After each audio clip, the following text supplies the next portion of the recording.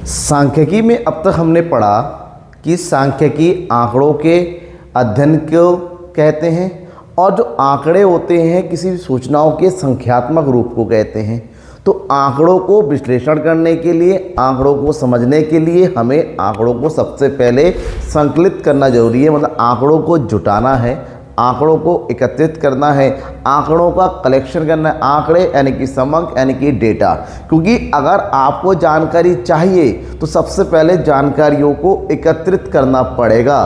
तो आज की इस क्लास में हम यही बताने वाले हैं कि आंकड़ों का संकलन कैसे होता है, यानी कि समंकों का संकलन क्या होता है। वैसे तो समंक दो प्रकार के होते हैं, एक होता है प्राथमिक समंक और दूसरा होता है द्वितीयक समंक यानी कि सेकेंडरी डेटा। तो प्राथमिक समंकों का संकलन के अपने तरीके हैं और द्वितीयक समंकों का संकलन का अपना तरीका है। पहले हमें समझना है कि प्राथमिक समंकों का संकलन आखिर कैसे करते हैं। That means method to collection the primary data.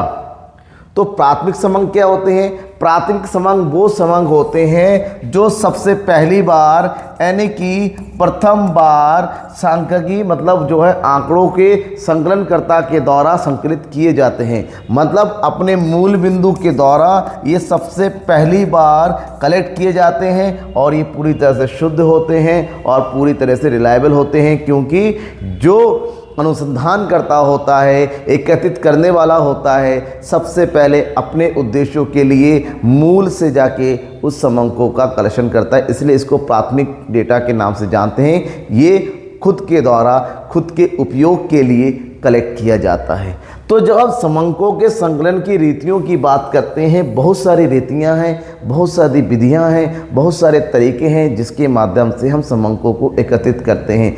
अलग अलग जाके पूछते हैं, किसी और से पूछते हैं, फ़ोन द्वारा पूछते हैं, या फिर आजकल के टाइम में तो ईमेल के द्वारा किया जाता है, सर्वे चलता है, क्वेश्चनेयर बनाया जाता है। अलग अलग तरीके हैं। तो कौन कौन से तरीके हैं जिसके माध्यम से आंकड़ों को एकत्रित किया जाता है? वो भी प्राथमिक समंक, क्योंकि पहली बार कलेक्ट किए जाते हैं तो बहुत ही ज़रूरी है कि सावधानी बरती जाए। बहुत ही ज़रूरी है कि आंकड़ों का कलेक्शन इस प्रकार से हो कि अधिकतम शुद्धता की प्राप्ति हो सके। तो आंकड़ों के संकलन की अगर विधियों की बात करते हैं तो प्राथमिक समंकों की संकलन करने की प्रमुखता 5 विधियां सबसे ज़्यादा प्रचलन में है, जिसमें पहला है प्रत्यक्ष व्यक्तिगत अनुसंधान, जिसको इंटरव्यू मेथड के नाम से भी जाना जाता है, डायरेक्ट पर्सनल इन्वेस्टिगेशन के नाम से जाना जाता है, अप्रत्यक्ष मौखिक अनुसंधान, स्थानीय स्रोतों या संवाददाताओं के द्वारा सूचना प्राप्त करना, जैसे न्यूज़पेपर वगैरह में होता है, क्यों न्यूज़ वगैरह चाहिए होता है, सूचकों या अनुसूचियाँ, प्रश्नावली भरना, क्वेश्चन भरना रिटर्न फॉर्म में होता है, प्रकरणों को द्वारा अनुसूचियाँ भरना, मतलब जब कोई बंदा खुद जाके क्वेश्चनियर में अपने आप जो है आंसर फिल करता है सामने से पूछकर। तो अलग अलग 5 विधियाँ हैं जिसके बारे में मैं आपको पॉइंट टू पॉइंट बताऊँगा। सबसे पहला है प्रत्यक्ष व्यक्तिगत अनुसंधान विधि, डायरेक्ट पर्सनल इन्वेस्टिगेशन। ये एक ऐसी विधि होती है जहाँ पर अनुसंधान करता यानी कि इन्वेस्टिगेटर, जिसको आई के रूप में हम दर्शाते हैं, अनुसंधान करता, और दूसरी तरफ होता है रिस्पोंडेंट यानी कि जवाबदेता, यानी कि जिससे आंकड़े जुटाने हैं। अनुसंधान करता जिसको आंकड़े चाहिए और रिस्पोंडेंट जिसके पास आंकड़े हैं। जब ये दोनों व्यक्ति आमने सामने प्रत्यक्ष रूप से बैठते हैं और प्रत्यक्ष रूप से जवाब और उत्तरों का लेन देन होता है, तो उस विधि को प्रत्यक्ष व्यक्तिगत अनुसंधान कहते हैं। अगर आप कहीं पर जॉब करने के लिए जाते हैं, जॉब के माध्यम से जो इंटरव्यू होता है वो इंटरव्यू इसी का एग्जाम्पल है, जहां पर नौकरी देने वाला और जिसको नौकरी चाहिए वो आमने सामने बैठते हैं। नौकरी देने वाला अपने मानक के अकॉर्डिंग, स्टैंडर्ड के अकॉर्डिंग सामने वाले से क्वेश्चन पूछता है, जवाब एकत्रित करता है, अच्छा लगता है तो नौकरी पर रखता है, नहीं अच्छा लगता है नौकरी पर नहीं रखता है। तो वो इंटरव्यू होता है जहाँ पर फेस टू फेस सामने इकट्ठा सामने जाके जानकारियाँ इकट्ठा की जाती हैं। इम्पॉर्टेंट, ऐसी विधि में समय बहुत चाहिए होता है। ऐसी विधि में हमारे जो आंकड़े आते हैं बिल्कुल शुद्ध आते हैं, क्योंकि व्यक्ति जो अनुसंधान करता होता है, जिसको जानकारी चाहिए, वो उसी व्यक्ति के पास जाके खुद सवाल जवाब करता है और खुद डेटा कलेक्ट करता है, इसलिए आंकड़े शुद्ध मिलते हैं। तो इस विधि के अंतर्गत, इस रीति के अंतर्गत अनुसंधान करता स्वयं अपनी योजना के अनुसार पूरे क्षेत्र, जहाँ जहाँ से उसको जानकारी चाहिए, पूरे क्षेत्र में जाकर विभिन्न इकाइयों से संपर्क स्थापित करके समंकों का एकत्रीकरण करता है। मतलब इन्वेस्टिगेटर अनुसंधान अनुसंधानकर्ता खुद जाता है और अपने सोर्स से सामने वाले से क्वेश्चन जवाब करता है और जानकारी एकत्रित करता है। और इस विधि का सर्वप्रथम यूरोप में लीपले और भारत में आर्थर यंग के द्वारा प्रयोग में लाया गया। समझ में आ गया कि इस विधि के अंतर्गत क्या होता है। अगर इस विधि की उपयुक्तता की बात करते हैं, कहाँ प्रयोग कर सकते हैं, सबसे पहली बात तो है जब हमें डेटा बहुत ही ज़्यादा एक्यूरेट चाहिए, शुद्ध चाहिए, हमें डेटा में कोई गलतियाँ नहीं चाहिए, कोई भी तमाम ऊंच नीच नहीं चाहिए, तब इस विधि का प्रयोग होता है। जैसे भारत की जो जनगणना होती हैं, कौन सी गणना होती हैं, जनगणना भी इसी विधि का प्रयोग है, जहाँ पर जनगणना के लिए जो व्यक्ति होता है जो घर घर जाता है और सामने वाले से पूछता है कितने लोग हो, कितने पढ़े लोग हो, कितने बूढ़े हैं, कितने बच्चे हैं, कितने औरतें हैं, कितने लोग कहाँ नौकरी करते हैं, हर एक चीज़ की बारे पूछते खुद उसको फिल करते हैं। तो ये प्रत्यक्ष विधि का सबसे इम्पोर्टेंट जो है उदाहरण है। तो हम कहते हैं इस विधि का प्रयोग कहाँ किया जाना चाहिए, इस रीति का प्रयोग कहाँ किया जा रहा है, जहाँ अनुसंधानकर्ता का क्षेत्र बहुत ही सीमित होता है, क्योंकि इस रीति में बहुत ज़्यादा समय चाहिए होता है। अगर आप एक बार में 10 लोगों से जानकारी इकट्ठा करना है तो कम से कम 5 मिनट तो देना पड़ेगा, ऐसे में 50 मिनट तो खर्च हो ही जाएंगे। तो समय बहुत ज़्यादा चाहिए। 100 लोगों से जानकारी इकट्ठा चाहिए तो 500 मिनट चाहिए, मतलब कई दिन चाहिए, मतलब इस विधि में समय चाहिए। दूसरा, इस विधि में पैसे चाहिए। तीसरा, इस विधि में मैन पावर चाहिए। और इसीलिए इस विधि का प्रयोग हम वहीं कर सकते हैं जहां पर अत्यधिक सीमित क्षेत्र होता है जानकारी एकत्रित करने का, और जहां हमें मौलिक समांकों की आवश्यकता होती है। हम चाहते हैं, किसी पर भरोसा नहीं कर सकते कि सामने वाला सही डेटा देगा ही नहीं देगा। जब हमें मौलिक और शुद्ध डेटा चाहिए होता है तब इस विधि का प्रयोग करते हैं। जहां शुद्धता पर अधिक जोर दिया जाता है, जहां समस्या इतनी अधिक जटिल होता है कि अनुसंधानकर्ता के द्वारा ही जानकारी एकत्रित की जा सकती है। मतलब जब डेटा में कॉम्प्लेक्सन सिचुएशन हो, दूसरे व्यक्ति पर भरोसा नहीं कर सकता, दूसरे व्यक्ति कलेक्ट नहीं कर सकता, जानकारी या गलत आ सकती है, हमें सही जानकारी चाहिए, तब अनुसंधानकर्ता स्वयं जाता है और जानकारी इकट्ठा करता है। और जहां समांकों को गोपनीय रखना हो, सीक्रेट रखना हो, कुछ जानकारियाँ ऐसी होती हैं हर किसी के साथ नहीं बता सकती, तो ऐसी जानकारी जहाँ पर चीज़ों को गोपनीय रखना होता है तो जानकारी एकत्रित करने वाला अनुसंधानकर्ता सामने वाले के पास जाता है, स्वयं पूछताछ करता है जानकारी। अगर इन सब चीज़ों की ज़रूरत हो तभी इस विधि का प्रयोग किया जाता है।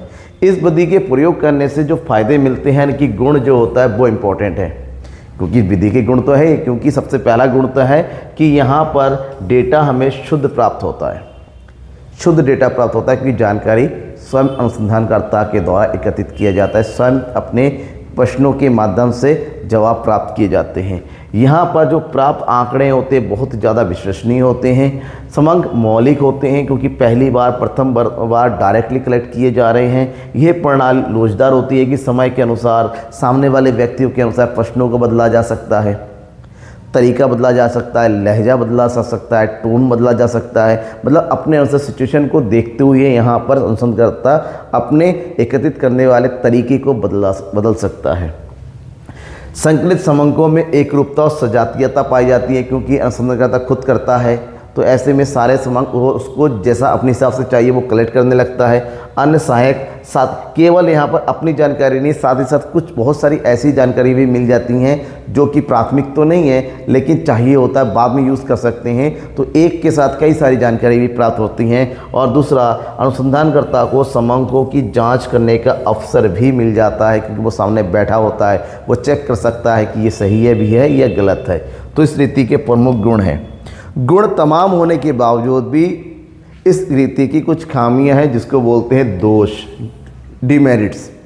इस विधि का सबसे पहला दोष है, इस विधि का प्रयोग हम सीमित क्षेत्र में ही कर सकते हैं, हम बड़े क्षेत्र में नहीं कर सकते। जैसे पूरे देश की जनगणना करनी है तो बहुत बड़ा क्षेत्र, और हमें पता समय इतना ज़्यादा चाहिए, इसलिए जनगणना हमेशा हर 10 वर्ष के बाद ही होती हैं, क्योंकि समय चाहिए, पैसे खर्च कर होना है, लेबर होना चाहिए, तो हर साल तो नहीं कर सकते, हर 2 साल 3 साल में नहीं कर सकते, तो 10 साल के बाद जनगणना करनी होती है। क्यों? क्योंकि समय बहुत चाहिए। आप देखिए ना, लास्ट में 2011 में जनगणना हुई थी और अभी तक हुआ नहीं, कोई इलेक्शन आ गया, कभी कोरोना आ गया, तमाम प्रॉब्लम आती रही। आप देखिए शायद 2024 के लास्ट में या 25 में जनगणना शुरू हो जाए।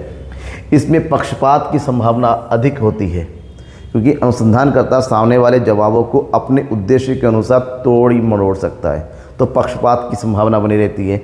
यह रीति बहुत ही ज़्यादा व्ययशील है, कैसी है? व्ययशील है। इसमें धन, इसमें समय, इसमें श्रम का बहुत अधिक व्यय होता है। इसमें पैसे अधिक चाहिए, टाइम ज़्यादा देना पड़ेगा और लोग भी ज़्यादा चाहिए जानकारी इकट्ठा करने के लिए, और सीमित क्षेत्र में लागू होने के कारण यह भ्रामक भी हो सकता है कि जो उद्देश्य है उसकी पूर्ति भी ना हो पाए अगर थोड़े से क्षेत्र से हम डेटा को कलेक्ट किया तो ये था हमारा प्रथम विधि, प्रत्यक्ष अनुसंधान। लेकिन जब हमारे पास एरिया ऑफ इन्वेस्टिगेशन बड़ा हो जाता है, हमारे पास अनुसंधान करने के लिए डेटा कलेक्ट करने का एरिया बड़ा होता है, तो हमारे पास पैसे भी नहीं है, समय की कमी है, और सबसे इम्पोर्टेंट हमें 100% रिलायबल डेटा भी नहीं चाहिए, उस समय हम जो है दूसरी विधि का प्रयोग कर सकते हैं, अप्रत्यक्ष मौखिक अनुसंधान। यहाँ पर एक ऐसी विधि होती है जहाँ इन्वेस्टिगेटर को जानकारी चाहिए किसके बारे में? रिस्पोंडेंट के बारे में, यानी कि जानकारी इसके बारे में, आर के बारे में। तो इन्वेस्टिगेटर खुद इसके पास ना आकर वो क्या करता है, इसको जानने वाले किसी और आदमी, अदर पर्सन से जानकारी इकट्ठा करता है। मतलब जानकारी प्राप्त करता, जिसके बारे में जानकारी चाहिए उससे डायरेक्टली ना पूछ के किसी दूसरे यानी कि तीसरे व्यक्ति से जानकारी प्राप्त करता है। अगर उसको कई लोगों के बारे में जानकारी चाहिए तो अकेला इन तीनों के बारे में अगर ये व्यक्ति जानता है तो इसी से जानकारी प्राप्त करके हम जल्दी से जल्दी अपने अनुसंधान को पूरा कर सकते हैं। तो ये एक ऐसी विधि है जहाँ पर जिससे जानकारी प्राप्त करनी है उससे ना करके उसके बारे में किसी और से जानकारी ली जाती है, इसलिए इसका नाम है अप्रत्यक्ष मौखिक अनुसंधान, इनडायरेक्ट ओरल इन्वेस्टिगेशन। इस रीति के अनुसार सूचकों से प्रत्यक्ष रूप से समंग प्राप्त ना करके उन व्यक्तियों से जानकारी प्राप्त की जाती है जिनका उन समंकों से कोई अप्रत्यक्ष संबंध होता है। जैसे मुझे स्कूल के बारे में जानकारी चाहिए, मैं तो डायरेक्ट स्कूल ना जाके स्कूल में पढ़ने वाले बच्चों से, स्कूल में पढ़ाने वाले टीचर से, उनके घर में जाके जानकारी प्राप्त करता हूँ, तो इसको हम अप्रत्यक्ष मौखिक के विधि के नाम से जानते हैं। तो बात यह है कि इस विधि का प्रयोग वहाँ करते हैं जहाँ पर हमारे पास एरिया ऑफ इन्वेस्टिगेशन बहुत ही ज़्यादा बड़ा हो। इतना बड़ा एरिया है कि हम हर किसी के पास इंडिविजुअली नहीं जा सकते, तो हम ऐसे व्यक्ति के जाते हैं जिसके पास ज़्यादा से ज़्यादा लोगों की जानकारी होती है। यहाँ सूचकों से व्यक्तिगत संपर्क स्थापित करने की आवश्यकता नहीं होती है, जहाँ सूचकांक संबंधी सूचना ना देना चाहे, जहाँ अनुसंधानकर्ता गोपनीय रखा जाना चाहिए, मतलब अनुसंधान को हमें गोपनीय रखना है, किसी को बताने नहीं, अनुसंधान कर भी नहीं रहे, तो ऐसी स्थिति में हम इस विधि का प्रयोग कर सकते हैं। अगर इस विधि का प्रयोग करते हैं तो हमें क्या फ़ायदा मिलेगा, इसके गुण क्या है? अगर गुणों की बात करते हैं, यह रीति मितव्ययी है। मितव्ययी का मतलब होता है इस विधि में समय कम चाहिए, पैसे भी कम खर्च होते हैं, मैन पावर भी कम चाहिए होता है, और यह विधि विस्तृत क्षेत्रों में बहुत बड़े एरिया में प्रयोग में आ सकता है। एक बार में क्योंकि एक बार में हम अलग अलग लोगों से पूछ के बहुत सारे एरिया के बारे में जानकारी प्राप्त कर सकते हैं। इसमें विशेषज्ञों की सहमति प्राप्त हो जाती है, क्योंकि जो व्यक्ति होता है, हो सकता है वो अपने क्षेत्र का विशेषज्ञ रहा हो, तो उसके सुझाव मिल जाते हैं, सलाह मिल जाती हैं, जानकारियाँ मिल जाती हैं। यह रीति सरल भी है और प्रयोग में सुविधाजनक भी है। यह व्यक्तिगत पक्षपात की संभावना नहीं रहती कि हम अपने मनमर्जी से अपने सवालों को पूछकर उसके जवाब को नहीं बदल सकते हैं। इस रीति में अपेक्षाकृत अधिक जल्दी निष्कर्ष निकाला जा सकता है। समय कम चाहिए होता है इस विधि में और रिजल्ट आ जाता है। लेकिन इस विधि के प्रमुख दोष भी है। दोष भी इसलिए है क्योंकि इस विधि में हमें जो आंकड़े प्राप्त होते हैं वो उसमें शुद्धता की कमी होती है, रिलायबिलिटी कमी होती है, क्योंकि सामने वाला जवाब जो दे रहा है वो 100% सही जवाब देगा, ऐसे बिल्कुल हम नहीं मान सकते। ठीक है, सूचना एकत्र करने वाले व्यक्तियों के पक्षपात की समस्या हो सकता है। जिस अदर पर्सन से हम जानकारी प्राप्त करने वाले होते हैं रिस्पोंडेंट के बारे में, वो उसके बारे में गलत जानकारी दे। पॉसिबल है यहाँ पर कि सामने वाला बंदा पक्षपात करे। प्राप्त होने वाली सूचनाओं में त्रुटियां और अविश्वसनीयता भरी रहती हैं। जो जानकारियां हैं जरूरी नहीं है कि वैसा ही दे जैसा हम चाहते हैं, तो त्रुटि हो सकती हैं। प्रायः सूचनाएं लापरवाही और अनिच्छा से दी जाती हैं। सामने वाला अगर सूचना नहीं देना चाहे, हम क्या यार बताओ उसके बारे में, हो सकता है वो गलत जानकारी दे दे। ठीक है, तो इसमें बहुत ही ज़्यादा जो है दोष होते हैं। ध्यान में रखना पड़ता है कि इन सब चीज़ों को केयर करने के बाद ही इस विधि का प्रयोग लिया जा सकता है। लेकिन कभी कभी ऐसा होता है कि जब हम जानकारी इकट्ठा कर रहे हैं, जब सूचनाओं का संकलन हम कर रहे हैं, तो जानकारी हमें लगातार चाहिए।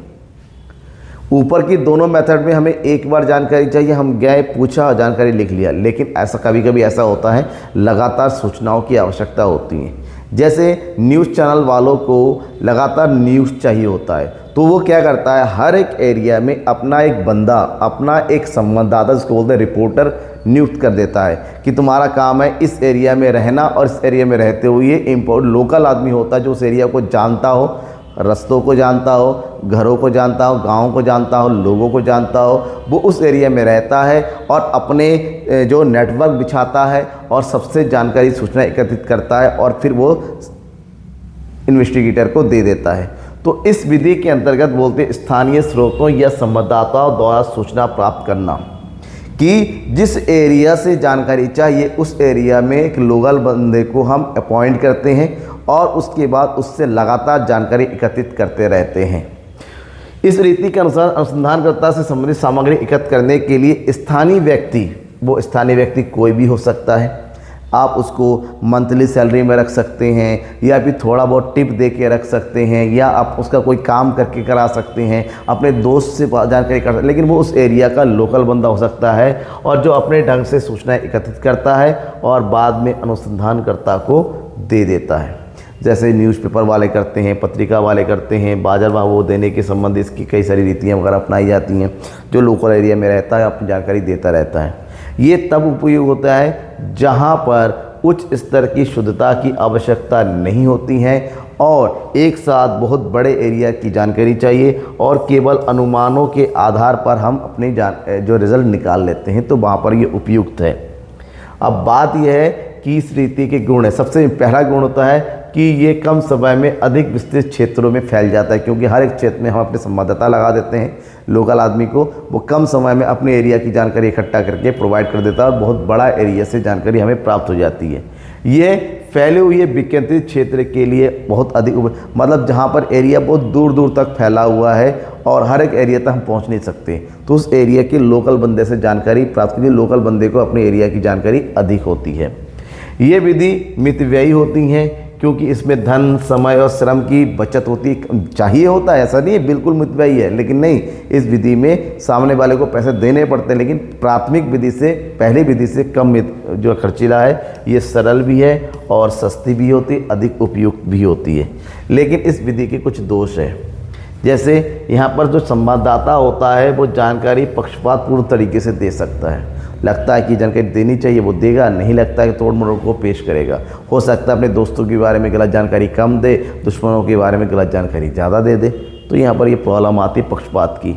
अनुमान पर आधारित होते हैं, तो इसीलिए इसका जो निष्कर्ष हमारा शुद्ध नहीं हो सकता। हमारे निष्कर्ष में शुद्धता की कमी होती है, एकत्रित समांकों में एकरूपता और सजातीयता की कमी होती है, क्योंकि जानकारी होती है अलग अलग लोग अपने अपने हिसाब से देते हैं, तो सभी जानकारियों में डेटा में चेंजेस आते रहते हैं। समंक संकलन में विलंब अधिक हो सकता है जो जानकारी हमें जब चाहिए तब एट ए टाइम प्रेजेंट ना होके सामने वाला जानकारी देने में जो लेट लतीफ़ी करे, पॉसिबिलिटी बनी रहती है। और सबसे इम्पोर्टेंट कि समंकों की मौलिकता ख़त्म हो जाती है, मौलिकता नहीं रहती है, क्योंकि जो जानकारी एकत्रित करता है वो हो सकता है किसी और से पूछे, उससे पूछ के ये डेटा ले, फिर ये डेटा इन्वेस्टिगेट होता है, तो यहाँ पर मौलिकता कहीं ना कहीं आंकड़ों की ख़त्म हो जाती है। तो प्रॉब्लम इसमें है इस विधि में, ठीक है। इसके बाद सूचकों के द्वारा अनुसूचियाँ प्रश्नावली भरना। अनुसूचियाँ क्या होती हैं? अनुसूचियाँ या प्रश्नावली एक्चुअली में अगर हम समझें कि प्रश्नावली किसे कहते हैं, तो सबसे पहले इसको समझा दूँ मैं, प्रश्नावलियाँ क्या होती हैं। आधुनिक समय में प्रश्नावली का प्रयोग बहुत अधिक होने लगा है। प्रश्नावली का मतलब होता है प्रश्नों का समूह, प्रश्नों का समूह। कभी कभी यह होता है ना, ओरल में जानकारी प्राप्त ना करके हम प्रश्न तैयार करते हैं और लिखित में यानी कि प्रिंट करवाते हैं। क्या करवाते हैं? प्रिंट क्वेश्चन का समूह, एक प्रिंट क्वेश्चन तैयार करवाते हैं जिसमें बहुत सारे क्वेश्चंस होते हैं और क्वेश्चन बेसिकली हम ऑप्शनल वाला रखते हैं, जब सामने वाले को टिक करना होता है, क्रॉस करना होता है, जवाब देने पड़ते हैं। तो जब हमें अपने उद्देश्यों की पूर्ति के लिए अपने उद्देश्यों के अनुसार कुछ प्रश्न तैयार करते हैं, प्रश्नावली तैयार करते हैं और उस प्रश्नावली के माध्यम से हम जानकारी जुटाते हैं, तो उसको अनुसूची या प्रश्नावली विधि के नाम से जानते हैं। तो इन अनुसूचियों को सामने वाले के पास डाक के द्वारा भिजवाया जाता है। इसमें प्रश्नावली के साथ साथ एक अनुरोध पत्र भी डाला जाता है। जो क्वेश्चंस होंगे उसको प्रिंट किया जाता है, साथ में उसमें एक लेटर डाला जाता है, एक अनुरोध पत्र डाला जाता है, भाई इस प्रश्नावली को आप भरो। प्रश्न छोटे होते हैं, अच्छे होते हैं, सरल होते हैं, सिंपल लैंग्वेज वाले होते हैं, सामने वाला आसानी से पढ़ के उसके जवाबों को देखता है। उसमें बेसिकली एमसीक्यूज वाले क्वेश्चन होते हैं, आंसर दे होते हैं, खाली टिक होते हैं, सही गलत वाले प्रश्न होते हैं, फिल इन द ब्लैंक्स, मतलब सिंपल ऑब्जेक्टिव टाइप के क्वेश्चंस होते हैं। इन प्रश्नों के साथ लेटर भेजा जाता है, इसमें क्लियर लिखा होता है कि हम इसको क्यों भरवा रहे हैं, आपको क्यों भरना चाहिए, कैसे भरना चाहिए, और लास्ट में लिखा जाता है कि भैया इसको भरने के बाद इस पते पर कृपया वापस ज़रूर करें। तो इस तरह से सामने वाला उसको मिलता है, वो भरता है, भरने के बाद वापस भेज देता है और इससे सही और शुद्ध जानकारी हमें प्राप्त हो जाती है। ठीक है। अब इस विधि का प्रयोग होता है जब हमें बहुत बड़े एरिया से, विस्तृत एरिया से जानकारी प्राप्त करनी हो और खासकर उस एरिया के लोग शिक्षितों की प्रश्नावली लिखित होता है। और लिखित मतलब जो पढ़ा लिखा होगा वही उसको पढ़ सकता है, बाद में वही उसको पढ़ के लिख सकता है, उसको जानकारी दे सकता है। ठीक है।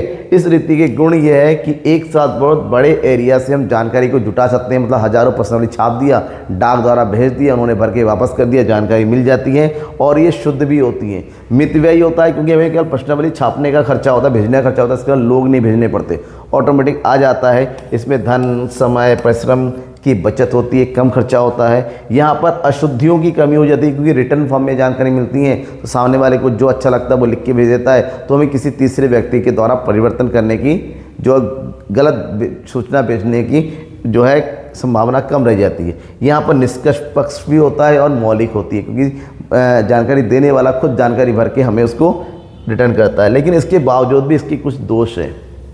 दोष ये है कि अगर आप 100 प्रश्नावली भेजते हो तो केवल 20%, 25% या 10% ही वापस आ पाता है, मतलब सारी प्रश्नावलियाँ हमारे पास वापस नहीं होती हैं। सामने वाला प्रश्नावली भरने में रुचि नहीं लेता है, वह अरुचिकर हो जाता है। ठीक है। दूसरा, अगर प्रश्नावली जटिल है तो उत्तर भी गलत आएंगे। अगर सामने वाला प्रश्नों को पढ़ के समझ नहीं पाया तो आंसर वो जो देगा वो गलत आंसर हो सकते हैं। सूचक पक्षपातपूर्वक व्यवहार करते हैं तो परिणाम अशुद्ध हो जाएंगे। कभी कभी सूचना देने वाला इस बात से डरते हैं कहीं उसकी सूचनाओं का दुरुपयोग ना हो, ऐसे में वो सही सूचना ना देके गलत सूचनाएं भर देता है। और दूसरी बात है, ये प्रणाली लोचदार नहीं है क्योंकि एक बार जो प्रिंट हो गया, एक बार लेटर भेज दिया तो उसको अपने पता चल गया कुछ गलतियाँ हो गई तो आप उस गलतियों को सुधार भी नहीं पाएंगे, तो लोच की कमी होती है। इसकी जगह दूसरा होता है प्रगणकों को, मतलब पहली विधि में हमने देखा प्रश्नावलियों को डाक के द्वारा भेजा। अब यहाँ पर डाक नहीं के द्वारा हम यहाँ पर किसको भेजेंगे, प्रगणक भेजेंगे। प्रगणक वह व्यक्ति होता है जिसको अनुसंधानकर्ता के द्वारा अपॉइंट किया जाता है कि ये व्यक्ति खुद जाता है, स्वयं जाता है, किसको लेके, प्रश्नावली को लेके, अनुसूची को लेके, और सामने वाले को अनुसूची के प्रश्नों को पढ़ के सुनाता है। सामने वाला प्रश्नों को सुनकर जवाब ओरली देता है और प्रगणक उसके जवाबों को प्रश्नावली में भरता है और वापस इन्वेस्टिगेटर को आके दे देता है। मतलब यहाँ पर होता है जब अनुसंधानकर्ता को लगता है कि सामने वाले कम पढ़े लिखे हैं, वो समझदार नहीं है, तो वहाँ पर कुछ अपने आदमी को भेजता है कि तुम इसको लेके जाओ, प्रश्नावली को जाओ, उनसे कुछ बोलो, जो जवाब वो दे अब उसमें लिखो और लिखने के बाद वापस कर दो। तो इस विधि को प्रगणक विधि बोलते हैं। ठीक है। वहाँ पर सूचकों के द्वारा खुद के माध्यम से जानकारी लेके प्रगणक खुद अपनी प्रश्नावली को स्वयं भरता है और फिर जाके अनुसंधानकर्ता को दे देता है। इस तरह से जानकारियाँ हमें अच्छी सटीक मिल जाती हैं और प्रॉपर वापस भी होता है। फ़ायदा है ये रीति वहाँ अधिक उपयोग होती है जहाँ पर अधिक व्यय किया जा सकता है, मतलब प्रगणक को सैलरी देनी पड़ती है, आने जाने का खर्चा होता है, कुछ ना कुछ। ये प्रत्यक्ष विधि के द्वारा होता है तो थोड़ी खर्ची करनी होती हैं यहाँ पर रिटर्न फॉर्म में। और यह रीति सरकारी कार्यों में अधिक प्रयोग होता है क्योंकि सरकार के द्वारा क्योंकि बीच बीच में जानकारियाँ जुटाई जाती हैं तो वो प्रगणकों को भेजता है ताकि जानकारी ली जा सके। जनगणना इसी का प्रमुख एग्जाम्पल है। इस रीति के गुण है कि व्यापक क्षेत्र में बहुत बड़े एरिया में प्रयोग किया जा सकता है, क्योंकि कई सारे प्रगणों को नियुक्त करके अलग अलग एरिया में भेजा जा सकता है। जैसे जनगणना की जानकारी इकट्ठा की जाती है तो सूचकों को भेजा जाता है सरकारी टीचरों में, सरकारी ऑफिसर्स को, वो घर घर जाकर जानकारी लेते हैं, भरते हैं और फिर सरकार तक पहुंच जाता है। तो इसी विधि का एग्जाम्पल है। सूचकों से व्यक्तिगत संपर्क स्थापित किए जा सकते हैं, जिससे जटिल प्रश्नों के भी जवाब प्राप्त हो जाता है, क्योंकि जटिल प्रश्नों को उनको एक्सप्लेन किया जाता है, समझा दिया सकता है कि इसका जवाब आपको ये देना है वो सवाल। समकों में शुद्धता होती है और सबसे इम्पोर्टेंट है यहाँ पर व्यक्तिगत पक्षपात की संभावना कम हो जाती है। लेकिन इसके कुछ प्रमुख दोष भी है। अगर दोषों की बात करें, क्या दोष है? ये व्ययसाध, इसमें बहुत ज़्यादा खर्चा होता है कि प्रगणकों को सैलरी देनी है, उनको आने जाने का खर्चा होता है, रहने का खर्चा होता है, कागज़ पर व्यय होता है, समय चाहिए होता है, क्योंकि वो जवाब पूछता है, सामने वाला देता है तो बहुत लंबा समय चाहिए होता है। अनुसंधान का कार्य में समय अधिक लगता है कि पहले प्रगणक जानकारी इकट्ठा करेंगे, फिर उनको जानकारी ढूंढने के बाद अनुसंधानकर्ता के पास देंगे, अनुसंधानकर्ता फिर रिजल्ट निकालेगा, तो टाइम चाहिए होता है। प्रगणक प्रशिक्षण देना आवश्यक होता है और उनके कार्यों का निरीक्षण करना भी पड़ता है, और इसमें भी थोड़ी दिक्कत है कि ट्रेनिंग देनी है, आपको निरीक्षण करना है कि प्रगणक कहीं गलत जानकारी ना भरे, कहीं कहीं पक्षपात ना करे। ऐसा तो नहीं है जिस एरिया में हम प्रगणक, उस एरिया में प्रगणक के दुश्मन ज़्यादा भरे पड़े हो, वो उसको पसंद नहीं करता हो, जानकारी गलत दे। तो इन सब बातों को यहाँ पर बेसिकली ध्यान में रखना पड़ता है। ठीक है, तो ये था प्राथमिक समंकों की संकलन करने की प्रमुख विधियाँ। 5 विधियाँ मैंने बताई हैं, वो जो इम्पोर्टेंट है, एग्ज़ाम में आता भी है, और उसको आप जिस हिसाब से मैंने बताया ऐसे ही, क्योंकि गुण, दोष, उपयुक्तता बहुत ज़्यादा एग्जाम में पूछी जाती है, आपको उसी तरह से पढ़ना है जैसा कि मैंने बताया। कोई भी डाउट होता है, मैं डाउट को वो जो है सॉल्व करने के लिए मैं हूँ, बस कमेंट बॉक्स में डाउट को जरूर लिखिएगा कि सर ये डाउट है क्या। तब तक के लिए थैंक यू एंड बाय।